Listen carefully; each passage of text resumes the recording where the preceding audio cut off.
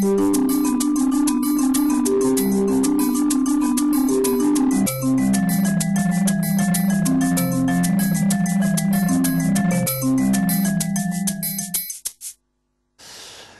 13, buongiorno e ben ritrovati in diretta come sempre ogni mercoledì per approfondire insieme alla CGIL, rispondere alle vostre domande. Guardate che bel titolone, abbiamo cercato di riepilogare un po' tutto, quindi ricordatevi, approfittatene per chiamare allo 0422 1626 798. Saluto e ringrazio Lucia Celli del Patronato Inca. Di Castelfranco Veneto. Castelfranco Veneto, buongiorno Lucia, buongiorno a Chetti Mutta, sempre Patronato Inca. Castelfranco Veneto, sì, salve. Sempre di Castelfranco Veneto, buongiorno a Paolino Barbiero, segretario dello CGIL pensionati a Treviso. Allora, 60.000 ha detto il vice premier Matteo Salvini, Quota 160.000 per ora in Italia. Sì, sono le domande presentate, poi bisogna vedere se tutte le domande hanno i criteri per accedere, quindi... Cioè se vanno bene, se corrispondono ai criteri, 62 anni, 38 di contributi. Che l'INPS risponda, però insomma, indubbiamente ci sono opportunità per molte persone di scegliere questa uscita, lo sapevamo. L'unica cosa è che mentre per alcuni ci sono queste opportunità, per altri che stanno peggio l'opportunità di accedere alla pensione non ci sono, perché vorrei fare una riflessione prima di entrare nel merito degli interventi. Cioè noi ci aspettavamo, quando si diceva e si sta continuando a dire che la Fornero è stata abrogata, chiaramente chi la Fornero la conosce bene una serie di domande ha cominciato a farla, perché prima della Fornero si poteva andare in pensione con 20 anni di contributi versati, 60 anni per le donne e 65 per gli uomini. Adesso con 20 anni di contributi devi avere 67 anni e tra l'altro i 67 anni cresceranno nei prossimi anni come età, perché non è stata bloccata l'attesa di vita. Quindi, anche solo con 20 anni di contributi? Anche solo con 20 anni di contributi. Quindi, mentre noi chiedevamo che fosse ripristinata la possibilità di andare con 20 anni di contributi attorno ai 63 anni di età. Questo chiaramente con pensioni basse, perché chi ha 20 anni di contributi non è che matura pensioni alte, ma gli permetteva di avere un reddito. E invece noi abbiamo molte persone che chiamano, che hanno i 62 e 63 anni, ma non hanno i 38 anni di contributi e magari sono anche disoccupati e a quell'età non entrano più nel mercato del lavoro. La stessa Ape Social garantisce a un livello più basso, perché in alcuni casi si può accedere in pensione con 30 anni di contributi o 30 o 36. Le stesse clausole di salvaguardia che abbiamo introdotto con i governi precedenti hanno dato la possibilità a molte persone che sono rimaste incastrate nella legge Fornero di uscire, ma qui si interviene su un segmento ben preciso, tra l'altro di persone che lavorano. Mentre invece il problema rimane di tutte quelle persone che attorno ai 60 anni perdono il lavoro e non hanno la possibilità di ricollocarsi, o per tutte quelle persone che comunque hanno un'età avanzata e i 38 anni hanno difficoltà a metterli insieme perché hanno fatto lavoro nell'agricoltura piuttosto che nell'edilizia o nella stagionalità e quindi non hanno avuto la possibilità di avere una carriera continuativa e quindi avere una continuità dei versamenti. Poi tra l'altro c'è anche un'altra spinta che sta arrivando nelle nostre sedi, che è la pensione di vecchiaia, scusate, che è la pensione di cittadinanza. E quindi tutte quelle persone che hanno pensioni sotto i 780 euro pensano di poter prendere qualcosa in più. Quando invece andiamo a spiegare quali sono i criteri di accesso, alla fine quasi il 90% non ha nessun diritto di accesso. La casa, il possesso... la casa no. Il primo criterio di accesso è l'ISEE. Esatto, okay. Quindi comunque anche il conto in banca. Okay, bene, ma però quando fai l'ISEE non è che poi, anche se l'ISEE è sotto la soglia, puoi pensare di prendere l'aumento sulla pensione, perché ci sono tutti, cioè l'ISEE è la precondizione. Se l'ISEE è sotto il limite si apre una porta, poi devi aprire tutta una serie di altre finestre, guardare se hai una pertinenza perché tu sei proprietario di prima casa va bene, ma se hai un garage è una pertinenza, se è valutato più di 30.000 euro sei escluso, se hai un'auto con 1600 di cilindrata o una moto con 250 sei escluso, devi avere 67 anni, se sono in due su una famiglia devono avere tutti e due 67 anni, altrimenti danno il reddito di cittadinanza a quello che ha meno di 67 anni, cioè è un gioco all'oca, fai 3 passi avanti e 2 indietro, per di più se arrivi nella casella finale non è che ti aumentano la pensione, ti danno una card.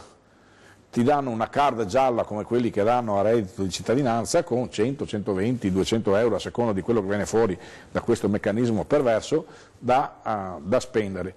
E qui dobbiamo dire che c'erano molte persone che avevano aspettative di entrare dentro questo possibile aumento e restano deluse e in molti casi si arrabbiano anche col sindacato e noi proviamo a spiegargli che insomma è giusto che si arrabbiano, ma è giusto che si arrabbiano anche con chi ha detto una cosa e poi nel mettere i criteri ha fatto sì che una parte di persone, e saranno molte, sono bloccate e non possono accedervi. Noi chiaramente stiamo strutturando i nostri uffici per dare le risposte, il che in questa fase non è semplice dare le risposte, perché l'INPS non ha ancora attivato il sistema informatico, non c'è la convenzione con il governo e i CAF per fare l'ISEE, non si capisce una volta che la domanda è stata fatta se il percorso può essere fatto tramite le poste che costo hanno o tramite di noi e a chi inviamo noi le cose, perché se è una card non la inviamo all'INPS. Cioè, quindi c'è... Perché la card, cioè, parliamo del reddito di cittadinanza. Sì, di tutti e due, perché cioè, tutti e due hanno, caso, cioè, sì, perché c'è ancora un po' di confusione, però... cioè se noi uno domani mattina venisse, io ho i requisiti, posso fare la pratica, tu entri e non c'è il portale che ti consente di andare avanti, questo è il punto, e siamo preoccupati perché come sempre cominciano a dire che la cosa si può partire dal 6 di marzo, siccome 6 di marzo è dopodomani, noi abbiamo gente che viene, che fa pressione e magari pensa anche che siamo noi che non vogliamo fare la procedura, cosa che invece così non è. Cioè, mi faccio capire, voi raccogliete le carte, perché in questo periodo si fa l'ISEE, una volta fatto l'ISEE, dal 6 marzo per quanto riguarda il reddito di cittadinanza si può fare la richiesta. In questo momento voi non sapete a chi dovete inviare queste carte? No, ma non abbiamo neanche la procedura, perché una volta fatta l'ISEE ci vuole una procedura che metta insieme anche le altre cose. Cioè, sei giusto con l'ISEE, ci deve essere una schermata, faccio per dirti, in cui vado a mettere che auto ha, che auto non ha, se ha una pertinenza, quindi devo incrociare tutta una serie di dati. Poi una volta che tutto questo è stato fatto, sul quale noi siamo impossibilitati perché non abbiamo la procedura. Questo deve essere inviato all'INPS.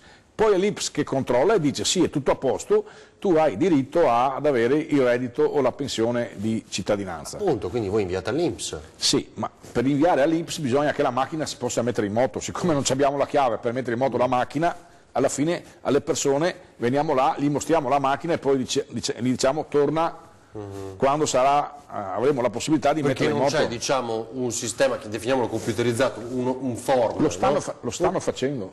Ancora che sia compilato per la corretta invio. E non è detto che il 6 marzo, se riescono a farlo in questi pochi giorni che mancano al 6 marzo, poi funzioni. Cioè, chiamiamolo modulo telematico, certo, che voi dovete o perché potete così va fatto. Ok. Qui manca questo.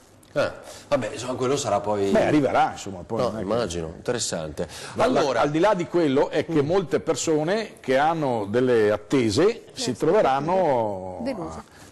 Noi abbiamo raccontato a Trieste, nella giornata di ieri, abbiamo raccontato, o l'altro ieri non ricordo, di questo giovane dipendente di un CAF che è stato aggredito da una persona che era ormai stremata perché per l'ennesima volta doveva ripresentarsi, cosa che purtroppo succede in momenti di tensione, eccetera, però poi ha aggredito un dipendente del CAF. Ma anche perché se noi non possiamo completare la domanda è inutile che si arrabbiano con le persone del CAF.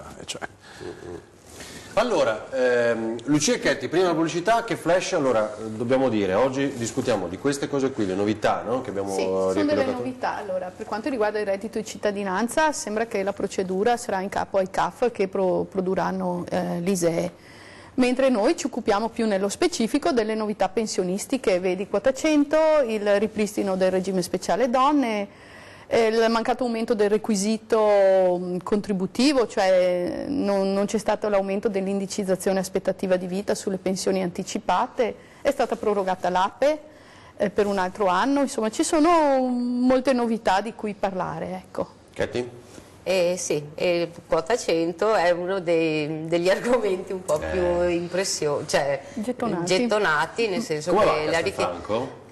Non ci manca, Cioè?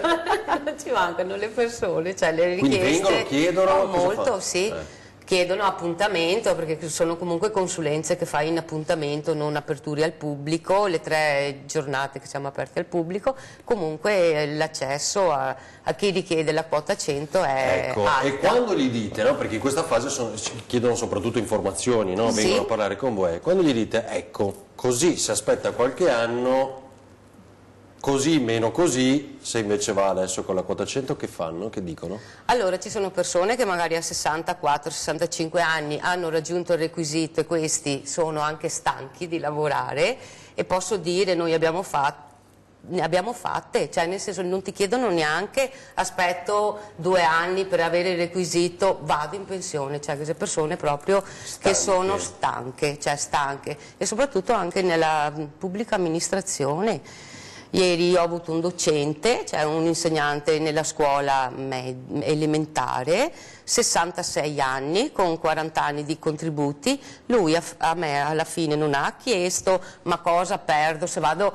Comunque, non gli interessa, cioè non vuole neanche fare il conto. Nel senso che l'intento suo... In questo caso va un anno prima. Va un anno prima, perché comunque avrebbe accesso l'anno prossimo con la vecchiaia, perché 66 anni, 67 la vecchiaia. Si chiama sempre quota 100 in questo caso, Sì, diciamo. Va con la quota 100. Lui esce perché l'ha superata. Certo. Perché sì, lui l'ha superata, il requisito ce l'ha. 107, Sì, nel senso che lui Praticamente c'è una fascia di persone che superano quota 100 ma sono sotto i 67 anni di età o i 43 anni di contributi. Cioè tutti quelli che sono sopra i 38 di contributi versati e i 62 di età possono andare, e c'è un range di 5 anni, perché poi quelli che invece superano questo range hanno o i 43 anni di contributi o i 67 di vecchiaia. Questo però come lettura.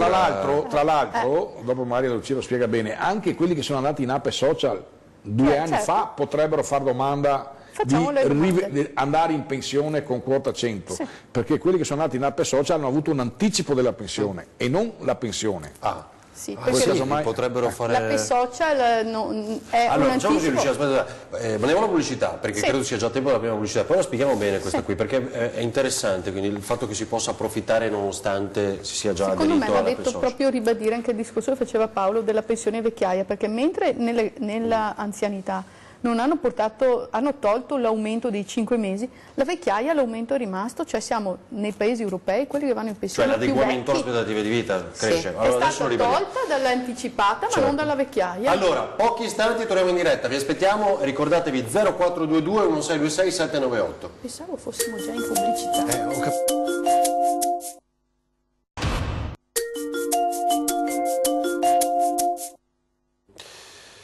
Ore 13, torniamo in diretta, 0422 1626 798 per fare domande, chiamateci pure, Toto Pensione, quota 100, opzione donna, che adesso ricorderemo, e Ape Social, sulla quale c'era una cosa che stavamo per dire. Aspetta solo Lucio qualche istante, io dicevo, arrivano lì e dicono no basta, voglio finire, non mi interessa, non voglio neanche sapere quanto prenderei se continuassi. Il primo dato è, uno dice, ma è perché hanno vissuto gli ultimi anni di grande difficoltà, perché non, oppure perché in effetti si arriva stanchi, non se ne può più e si vuole andare in pensione. O c'è una lettura anche degli ultimi tempi, della crisi che abbiamo vissuto, delle difficoltà di un mondo che è cambiato forse nella scuola, nell'edilizia? Cosa ci vede? C'è questa prevalentemente che dicevi tu, poi c'è chi anche dice vado perché non so se poi alla fine le cose cambiano. Molti vogliono approfittare. Siccome la misura è sperimentale, sperimentazione, uno dice vabbè insomma posso restare qui e poi vediamo. Essendo sperimentale alla fine di 3 anni può anche succedere che per quelli che rimangono invece di continuare a mandarli con questa norma li allungano ancora di più, perché poi se i conti non tornano c'è anche questo rischio in prospettiva. C'è la paura del cambio del sistema di calcolo. Va ricordato che il governo ha fatto anche un'operazione che vincola tutte queste persone, visto e considerato che l'anticipo è di 5 anni massimo, perché 62 rispetto ai 67 sono 5, 38 rispetto ai 43 di anticipata sono 5. Cosa ha fatto? Durante questo periodo tu non puoi fare altre attività, se non quelle di collaborazione fino a massimo di 5.000 euro. Quindi tenuta da conto. Quindi quelli che non ce la fanno più scelgono comunque di andare, perché non hanno la necessità poi di andare in pensione per fare qualche altra attività, fanno una scelta di vita, ok? Il punto è che questa scelta di vita non si trasforma tra l'altro in una nuova assunzione, perché poi la scommessa che il governo ha fatto è che se ne escono 60.000 ne dovrebbero assumere altri 60.000. Nel pubblico impiego non succede questo proprio per i vincoli che... Fino a novembre però hanno detto, no? Sì, ma poi non lo faranno neanche dopo, ok? Perché un conto è che quelli del pubblico impiego escono e devono fare il preavviso e quindi gli hanno messo la finestra, ok? Un preavviso invece di essere contrattuale lo hanno messo a livello nazionale con la finestra, ma nel momento in cui escono non è che poi subentra qualcuno, tanto è vero che una preoccupazione che esprimiamo è che se non cambiano le norme che vincolano i comuni, le ULS a fare le assunzioni, in alcune situazioni dove i livelli occupazionali sono già sottodimensionati, noi avremo una ricaduta sui servizi. Ah, eccolo qui, questo è quello che ricordavamo prima, adesso sentiamo la telefonata, ma quindi, giusto curiosità, Lucia, io ho sentito da te poco fa che dicevi che non lavorano neanche... Ci sono persone quella che... finestra... Allora, anche però la non lo pensione... possono fare nel pubblico allora, perché se hanno No, la finestra non la lavorano anche nel pubblico. Ma se hanno il preavviso però, il No, preavviso sì, è fatto il preavviso apposta per... non Stiamo lavori. parlando di finestra su quota 100, che è un'altra roba. Allora, una persona ha un preavviso da dare al proprio datore di lavoro che lo deve lavorare e un preavviso di dimissioni. Allora uno dice guarda che io da quella data lì starò a casa, ok? Poi la finestra è lavorabile come no? Ah, ok. No, abbiamo una telefonata, pronto, buongiorno. Sì, buongiorno, buongiorno a tutti gli ospiti. Io volevo chiedere al signor Barbiero, che sono una donna di 62 anni e ho maturato i 35 anni a fine dicembre. Purtroppo 3 anni fa la ditta ha fallito e sono a casa e non trovo più lavoro per l'età. Volevo chiedere se potevo entrare in opzione donna e se posso, sì, da quando parte, visto che è ritornata quest'anno, se parte dal 2017 o da quest'anno, se c'è una possibilità. Aspetti signora, perché da un calcolo Allora, ci i risulta di 58 anni di età la signora entro la fine del 2018 ce li aveva. Se non ho capito male aveva anche i 35 anni di contributi. Posso dire? Sì, 35 anni Allora, poi alla finestra. maturati. Sì, ma non è così semplice. Bisogna tener conto di due cose. I 35 anni devono essere di effettivo lavoro. Cioè può entrare la mobilità, ma nei 35 anni non si possono conteggiare i contributivi per disoccupazione o NASPI. Figurativi, perciò la disoccupazione non conta. figurativi. Devono essere 35 di effettivo lavoro. Cioè signora, dovevano essere 35 già 3 anni fa, questo no? No. Allora, mettiamo che la signora abbia 36 anni di contributi, dei quali un anno è di disoccupazione, va bene. Se la signora nel totale ha 35 anni e di questi 35 un anno è di disoccupazione, non va bene, non può accedere al regime speciale donne. Perciò bisogna fare dei conteggi. Però anche perché, cioè la signora è a casa da 3 anni, questo è il concetto. Anche perché, sì, lì è bene controllare la posizione assicurativa. Anche perché bisogna dire che sì, è una possibilità di uscita, raggiunto il requisito, c'è un anno di finestra o 18 mesi se c'è anche della contribuzione da lavoro autonomo. Ma la persona si deve accontentare di un conteggio contributivo, puramente contributivo. Signora, che ci dice? Lì io non voglio banalizzare. Però Se trovassi lavoro sarebbe meglio arrivare alla pensione piena, ma purtroppo per le donne qui nel nostro quartiere 35 anni e 62. 62 anni non si trova da nessuna parte.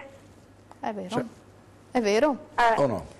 Cioè, aspetti signore che qua continuano, aspetti, resti in linea. Se la signora è a casa da si è 3 aperto un anni, dibattito. Li aveva nel 2015. In 35 anni. No, vedete che avevo ragione io allora. Li aveva già. Nel 2015. Nel 2015 aveva comunque più di 58 anni. Sì. Quindi poteva già aver fatto la domanda di opzione donna, se è così. Quindi l'invito che faccio è vada il prima possibile al nostro ufficio, facciamo un certificativo all'Inps e vediamo se i 35 anni sono effettivi come diceva la Lucia. Sì. Perché era 57-35, no? Prima.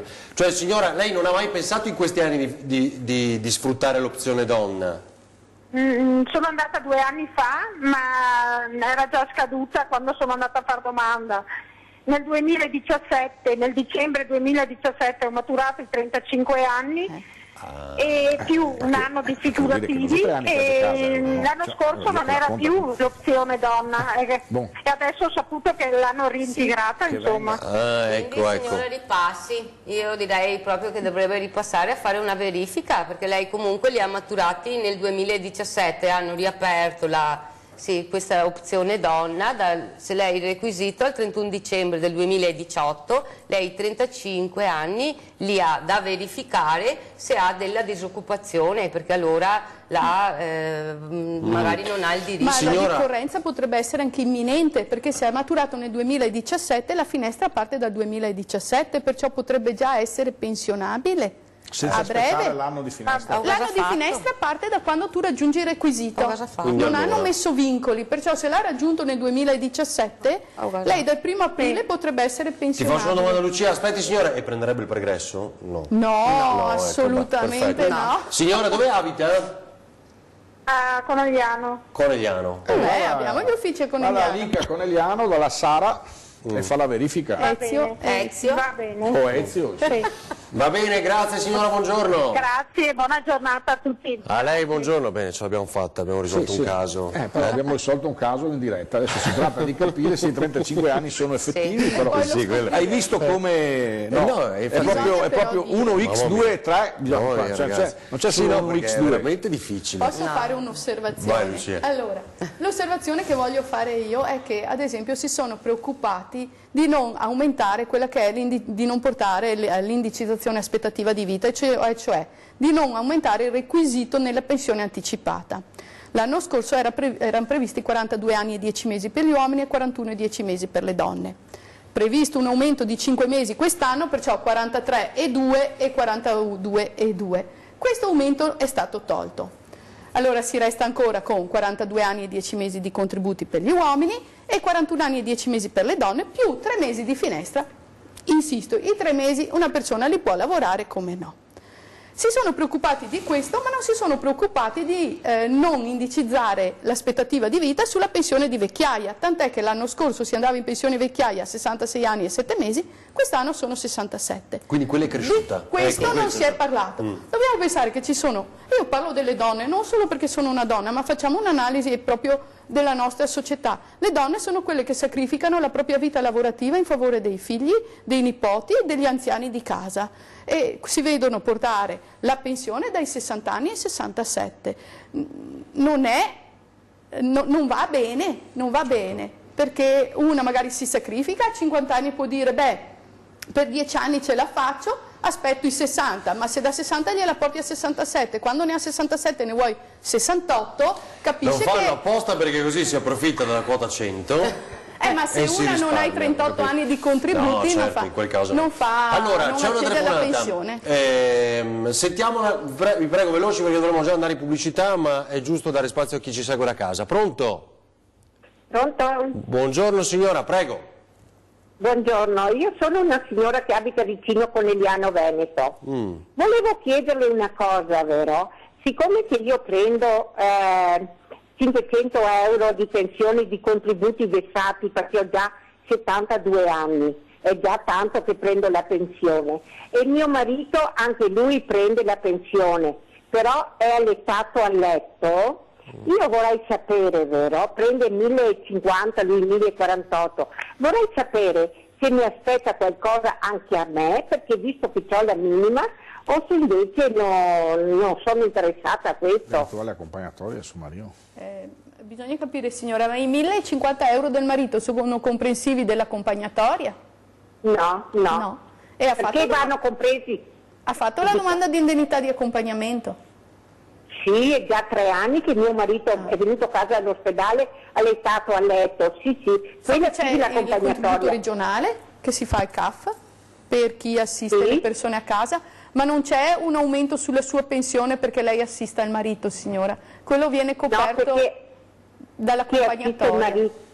Ok, questo sì so, ma io pensavo che a parte l'accompagnatoria, se fosse la mia pensione e quella del marito, che noi non abbiamo niente, non possediamo niente, se per caso mi aspettava qualcosa, solo questo volevo sapere. No. Non mi risulta, signora, mi dispiace, non mi risulta. No. Va benissimo allora, mi bastava solo sapere questo. La signora ha una pensione minima di 513 euro. Sì, che potrebbe E avere un quindi può reddito essere o milione. maturata con i contributi versati oppure integrata, perché con i contributi poteva essere inferiore. È chiaro che la signora ha la pensione integrata perché quella del marito è sotto una certa soglia, perché se fosse sopra una soglia, c'è una soglia, gli toglierebbero l'integrazione sul minimo. Poi il marito, se ha fatto la legge 104, è disabile al 100%, ha 516 euro di indennità di accompagnatoria. Quella di accompagnatoria sì, ma non sono 516, sono meno anche la mia, penso che sia 503, 504. No, l'accompagnatoria è 513 mi sembra. No, 513 è la minima, l'accompagnatoria mi pare che sia 516. mi pare sia qualche euro in più, 516, adesso la guardo qua sul librone e glielo dico, ma dopo, ma è così. La mia pensione fa parte dei contributi versati perché a me mi aspetta quella, ma pensavo che non fece accumulo con l'accompagnatoria di mio marito. L'indennità di accompagnatoria è 517,34 euro per 12 mensilità. Per 12 mensilità. Vedi signora, prende quando tanto. una donna va in pensione con magari 20, 22, 23 o 15 anni di contributi, la pensione al calcolo può essere inferiore ai 500 euro, la pensione risultante. Allora una legge dello Stato prevede che questa pensione venga integrata al trattamento minimo, chiamiamola minima, no? Allora, cos'è che fa l'INPS? L'INPS vede che pensione ha il marito senza l'accompagnatoria, perché l'accompagnatoria in questo caso non fa reddito, che pensione ha il marito se è al di sotto dei 23.000, le danno l'integrazione al trattamento minimo. Perciò lei potrebbe anche essere che ha una pensione al calcolo di 300 euro e ne prende 500 e qualcosa. Dopo bisogna valutare, signora, se c'è diritto, lei prende la 14ª, immagino. Sì. E bisogna vedere se ha diritto alla maggiorazione sociale, sempre se resta dentro i limiti di reddito. Perché potrebbe avere diritto alla maggiorazione sociale, quella che tutti chiamano il Red Milione, ok? Sotto? È questo che volevo sapere io. Tra i 20.000 e i 26.000. Qualcosa anche a me, capisci? Chiaro, questo signora. era che io mi interessava. Chiaro. La dobbiamo salutare, grazie, buona giornata. Va benissimo, grazie a voi, grazie mille, buongiorno. Grazie, ci fermiamo pochi istanti, a tra poco. 3.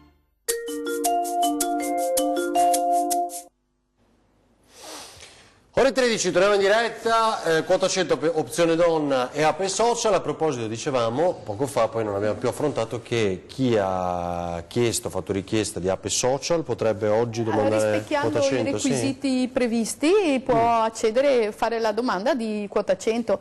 Per l'Ape Social il requisito era età minima 63 anni di età, perciò con l'età ci siamo perché la quota 100 prevede un'età minima di 62, e l'Ape Social chiedeva in alcuni casi 30 anni, in altri casi 36 anni di contributi come requisito minimo. È ovvio che se uno ha il requisito dei 38 e i 62, scontato che ce li ha, può anche chiedere di lasciar perdere l'Ape Social e di ottenere la quota 100. Perché è vantaggiosa? È vantaggiosa per due motivi. Primo, perché l'Ape Social viene erogata per 12 mensilità, perché non è una vera e propria pensione, lo possiamo configurare di più come un sostegno al reddito, ok? E mentre la quota 100 è per 13 mensilità. Inoltre l'Ape Social aveva un tetto massimo di importo di 1.500 euro lordi, cosa che non è prevista invece nella quota 100. E dal momento Quindi si consiglia di fare questo cambio? Sì, perché come minimo c'è una mensilità in più di pensioni, insomma. Certo. Katy, ricordiamo i criteri dell'opzione donna invece, che è sempre una cosa che magari può sfuggire. Allora, sì, l'hanno ripristinata quest'anno e il requisito, cioè la donna deve aver compiuto 58, 50, requisito al 31 dicembre del 2018, età 57-58 anni d'età e 35 anni di contributi effettivi di lavoro, cioè quello che dicevamo prima, nel senso entrano le maternità, la mobilità, però la disoccupazione viene eliminata, cioè nel senso che la disoccupazione non rientra per accedere al regime speciale donna. Qua leggevo in effetti anche nella vostra slide che viene ricordato il 59 anni per gli autonomi, no? Per le, sì, con finestra mobile rispettivamente di 12 e 18 mesi. Cosa vuol dire questo? Allora, se una donna ha lavorato cioè, come dipendente nel privato, la sua finestra, cioè ha il requisito, la sua finestra sarà comunque di 1 anno, 12 mesi. Cosa diversa se nell'estratto oppure la persona ha lavorato come autonoma, titolare di impresa, quindi autonoma in propria, la finestra non sarà di 12 mesi ma di 18. Caspita, quindi 1 anno e mezzo. 1 anno e mezzo dopo. Quindi intanto gli conviene comunque continuare a lavorare per quell'anno e mezzo? Se una lavoro ce l'ha, sì. Se una lavora, sì. E ce la fa, sì. Chiaro. Perché Telefonata. le discriminanti sono tante. Certo. Pronto, buongiorno. Sì, pronto. Buongiorno signora, prego. Buongiorno. Io volevo fare una domanda relativamente a quelli che hanno 5 anni dopo il 95.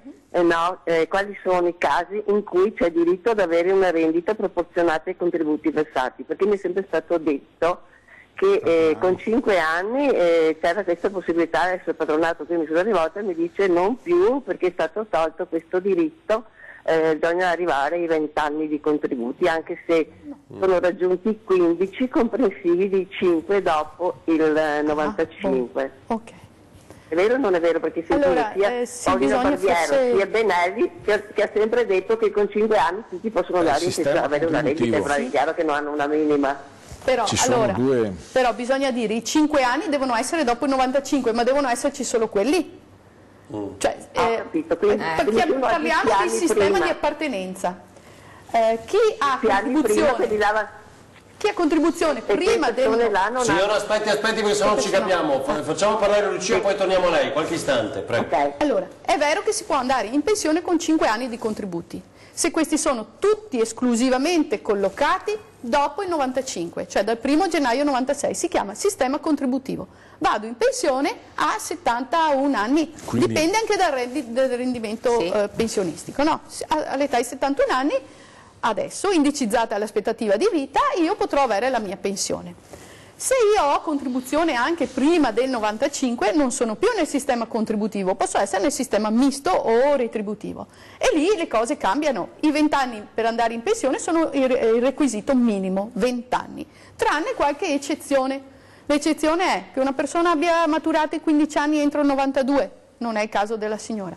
Che una persona abbia l'autorizzazione ai versamenti volontari prima del 31/12/92, sto dicendo, non abbia pagato i versamenti, sia autorizzata. Cioè, quindi la domanda alla signora è: quei 5 anni li ha maturati tutti dopo il 95? Ma la signora dice, ha parlato di 15, il che vuol dire che ne ha 10 prima del 96 e 5 dopo. Giusto signora? Allora, la signora può accedere alla pensione con 15 anni solo in 3 casi particolari. Primo, aveva maturato prima del 92, ma non è il caso della signora, l'abbiamo capito. È autorizzata ai versamenti volontari ante 31/12/92, questo non lo sappiamo. Terzo caso è il cosiddetto comma C. Bisogna avere un'anzianità assicurativa di almeno 25 anni e per 10 anni della propria vita lavorativa devo avere lavori discontinui. Cosa vuol dire? Vuol dire che ho dei contratti non continuativi, cioè non riesco a coprire l'anno intero, ho precariato nella mia vita lavorativa. Se io per 10 anni della mia attività lavorativa ho questa forma di precariato, posso andare ancora con i 15 anni. Allora signora, quindi le abbiamo spiegato con Lucia tecnicamente quale può essere la possibilità. Ci ragioni, verifichi e poi... Sì, no, ma posso chiedere da quando questa normativa? Allora, dal 95? Dal 95, da quando c'è stata la riforma Dini, signora, la 335 del 95. dopo diciamo che eri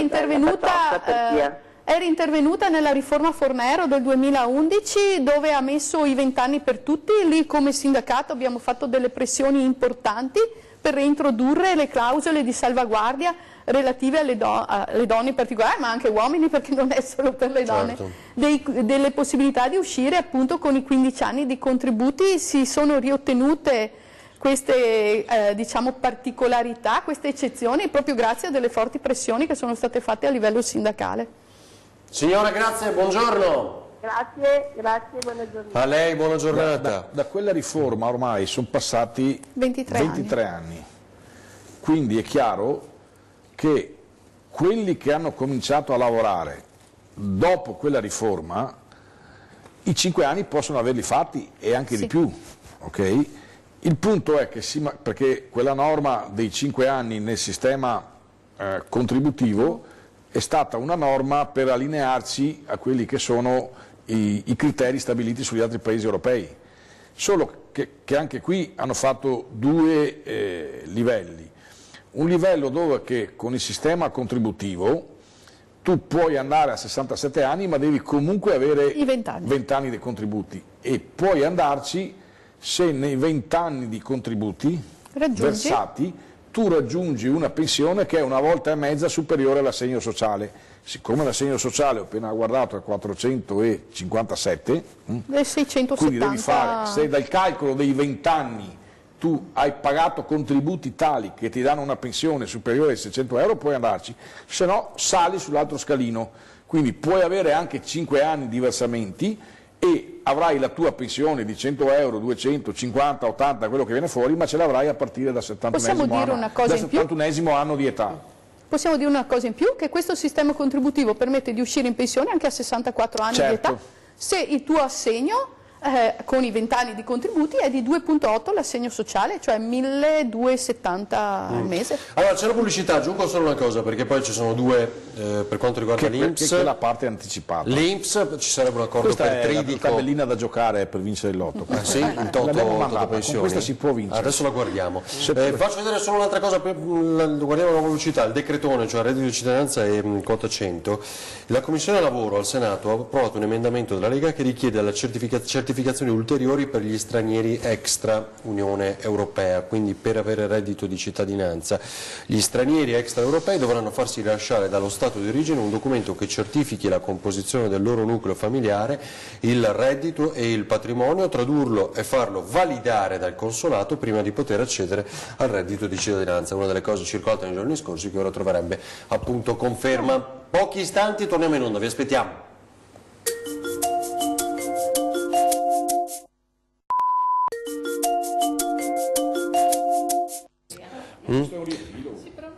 Allora, torniamo in diretta, ore 13. Tony Italo, vi chiedo, scusate solo se non si capisce, se avete quell'altra slide che citava adesso Paolino Barbiero, che è il riepilogo, la schedina che ci dobbiamo giocare domenica? Cos'è? Che non so più il totocalcio. 67, 20, 66 e 7, 30, 66, quello 20, è lo schema che riepiloga 71, il come... 5. La faccio vedere, aspetta. Questa qui, Tony, se riusciamo a guardarla, Italo, che dovrebbe essere sempre nell'allegato, il come accedere quindi con i vari criteri, vecchiaia anticipata, altre opzioni tra cui appunto qui c'è quota 100, vedo anche i lavori gravosi e usuranti, l'età deve essere 66 anni e 7 mesi con contributi di 30 anni, questo diciamo, tutto vigente, resta quello... Sì, sì.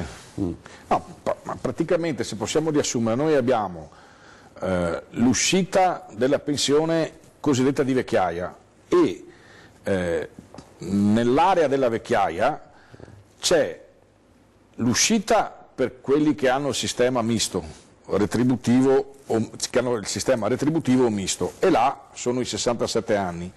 Poi se uno ha fatto lavori gravosi usuranti, se ha 30 anni di contributi esce, è stato bloccata l'attesa di vita in sostanza, perché esce ancora con 66 anni e 7 mesi.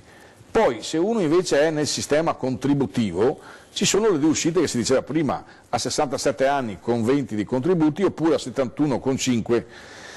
Poi c'è anche la totalizzazione, e quindi la possibilità di mettere insieme contributi versati su più attività lavorative pubbliche, private, commercianti, autonomi e quant'altro, e qui si può andare in pensione con 66 anni e 20 e c'è una finestra di 18 mesi rispetto alla vecchiaia.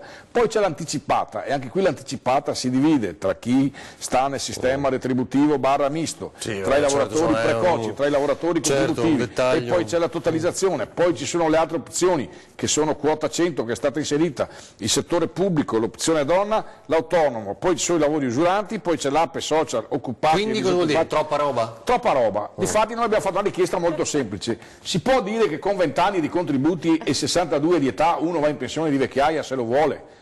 E se perde il lavoro non è che decida di voler andare, se non ce l'ha gli dai un'opportunità. Chiaramente con 20 anni di contributi hai una pensione commisurata a 20 anni di contributi versati. Al massimo lo Stato ci metterà la quota per integrare il minimo, cioè 20 anni raggiungo la mia pensione a 450, che magari è quella sociale che danno a chi non versa i contributi. Bene, in questo caso io a 450 ci arrivo con i contributi e gli altri 55 e 56 per arrivare a 513 lo mette lo Stato. Sì, ho capito, voi dite 62 anni, 20 anni di contributi per tutti. Basta, punto, stop. Sì. Certo, chi arriva a 62 anni, 20 di contributi può continuare a lavorare, però con una pensione più cospicua. Può continuare a lavorare, anzi diciamo, chi lavora dai 62 ai 67 ha in questi 5 anni l'opportunità di crescere il suo montante per come vengono calcolati i coefficienti. Faccio un esempio, noi abbiamo fatto delle verifiche, chi va con quota 100, perché la prima domanda è ci sono penalizzazioni? No, non ci sono penalizzazioni, però c'è un sistema di calcolo, noi abbiamo fatto alcune simulazioni, perché se prendi uno che ha 38 anni di contributi e torni indietro, sono quasi tutti nel sistema contributivo, chiaro? Quindi siccome sono tutti nel sistema contributivo perché hanno iniziato a lavorare, cioè hanno una parte mista e sono nel contributivo, loro negli ultimi 5 anni avrebbero aumentato di più la loro pensione per effetto del coefficiente. Invece, non scegliendo da prima, hanno il sistema di calcolo che è quello che poi viene utilizzato anche per l'opzione donna. Perché diciamo che l'opzione donna se vanno prima prendono meno? Non è che ci rimettono, prendono meno per la base di calcolo che è stata stabilita, che riguarda anche tutti quelli che sono stati assunti. Se invece continuassero a versare avrebbero un incremento con qua un coefficiente dicevo, come maggiore. abbiamo visto qui, le persone che scelgono di andare non scelgono di andare perché prendono meno o prendono di più, scelgono di andare perché non ce la fanno più a lavorare, certo, perché fanno una scelta di vita. Pronto? Il punto vero è, loro possono fare una scelta di vita perché il lavoro ce l'hanno, ma chi il lavoro l'ha perso e ha 63, 64 anni e ha 22, 23 anni di contributi, questi devono aspettare i 67 per andare in pensione, e quando arrivano a 67, siccome non è bloccata l'attesa di vita, arriva a 67 e 5 mesi e avanti, certo. Questo è il punto. Certo. E quindi non è stata abrogata la Fornero. Pronto? Buongiorno. Pronto? Buongiorno signora, prego. Buongiorno, sono Maria Rosa. Volevo chiedere una cortesia. Per l'opzione donna, considerando il fatto che ho 58 anni, però anche 38 anni di lavoro, volevo sapere se venivano conteggiati i 38 anni oppure comunque i 35, no, cioè i 3 anni venivano persi. 38 signora, però col calcolo contributivo. Col calcolo contributivo, sì. Completamente. Ma nei 38 anni io ho anche fatto il riconoscimento della maternità di fuori dal rapporto di lavoro. Sì. Quindi ho 11 mesi. Sì, ma quelli sono figurativi, validi comunque signora. Sono validi? Sì. E comunque mi viene calcolata sui 38. Certo. I 58 volevo capire perché c'è la voce che praticamente con l'opzione donna venivano considerati solo 35 no, 3 anni andavano persi. No. Quando ha compiuto i 58 anni, le chiede Paolino Barbiero? L'anno scorso. Bene, allora potenzialmente faccia il controllo. Deve fare comunque finestra. Sì, alla finestra bisogna capire se li ha compiuti. In che mese signora? A ottobre. Ottobre. E un'altra cosa, tutto lavoro dipendente o anche coltivatore diretto, artigiano? No, lavoratore dipendente. Allora 1° novembre di quest'anno. Però mi mancano e devo andare all'INPS perché praticamente è dal 2017 che sto aspettando una risposta, perché sul calcolo, perché io ho iniziato a lavorare ininterrottamente, però sul calcolo dei contributi sull'estratto dell'INPS mi mancano 2 mesi e 20 giorni e non so perché. E mi hanno detto che mi avrebbero dato una risposta, ma la sto ancora aspettando dal purtroppo 2017. sono cose un po' lunghe, signora. Magari si rivolga lo so, all'ufficio perché di ho fatto anch'io patronato pensioni. per sollecitare, poi vedrà che se gli fa la domanda, prima di calcolarle la pensione, devono sistemare la posizione assicurativa. Ho capito. Bene, grazie signora, buongiorno. Benissimo. Faccio vedere un'altra cosa che poi riportano i siti specializzati sulle piccole e medie imprese. Con quota 100 c'è boom di TFR per le piccole e medie imprese, viene calcolato 1 miliardo di euro che le imprese dovranno dare per liquidare i dipendenti che nel 2019 andranno in pensione con quota 100. La stima parte dai numeri della relazione tecnica che accompagna il decreto, platea di 102.000 dipendenti del settore privato, di cui 36.000 impiegati in aziende con più di 50 dipendenti, quindi insomma che ora devono tirare fuori questi soldini e l'obiettivo di Salvini è 1 milione in 3 anni. Quelli no? che sono impiegati con più di 50 dipendenti, una parte di questi potrebbero aver scelto anche di fare il fondo previdenza integrativa Invece quindi, di avere il TFR in azienda. Certo. Se lo fanno in valore assoluto mettono una cifra che è sproporzionata rispetto a quella che è la realtà, perché poi una parte consistente ha aderito ai fondi integrativi. E quelli se no sono all'INPS? O se no sono all'INPS. Si stima che un 15% dei lavoratori ha destinato il TFR a un fondo previdenza, le imprese sopra. Allora, siccome siamo in chiusura, ma davvero un flash, ancora una telefonata. Pronto, buongiorno. Sì, buongiorno, sono Antonella della provincia di Venezia. Antonella, le chiedo velocissima perché abbiamo pochi istanti, prego. Sì, volevo solo chiedere questo. Io ho fatto 2 anni di scuola professionale l'ENAIP come impiegata. Quei 2 anni là, scarsi comunque di scuola, posso conteggiarli nel conteggio dei contributi? No signore, come nelle scuole professionali che fanno anche i maschi, i meccanici, così. Voi vi trovate a volte anche i timbri nel libretto perché venivate assicurati ai fini INAIL per gli infortuni lavorativi, Infatti. perché venivano utilizzati magari dei macchinari e così, ma non ci sono i contributi ai fini pensionistici. Quindi niente, E non mi valgono. risulta neanche, signore, che siano riscattabili perché molti chiedono ma non è possibile. Cioè neanche pagandoseli. Ecco. Va bene, allora, grazie mille. Grazie signora, buongiorno. Cosa ci siamo dimenticati in chiusura? Io volevo dire una cosa semplice, che siamo, sì, un flash. Assistiamo a cose distanti tra di loro. Ad esempio, uomini che vengono a chiedere per quota 100, gli dici guarda che non puoi più tornare a lavorare con la quota 100 e allora ti dicono allora non mi interessa, resto al lavoro, e persone disperate che ne hanno bisogno, cioè come sempre la platea è molto varia. Questo volevo dire. Il mondo è bello perché varia, no? Sì. C'è qualcuno che dice il mondo è bello perché è variato. Ci hanno messo un'ala avanti. Va bene, grazie per essere stati con noi, ci rivediamo a partire dalle 18:30 con i telegiornali, vi ricordo poi questa sera anche 20:10 approfondiremo il tema della mafia a nord-est dopo l'inchiesta della giornata di ieri che ha sconvolto inevitabilmente il nostro territorio, e poi stasera qui in studio a voi Stalio. Grazie, buona giornata.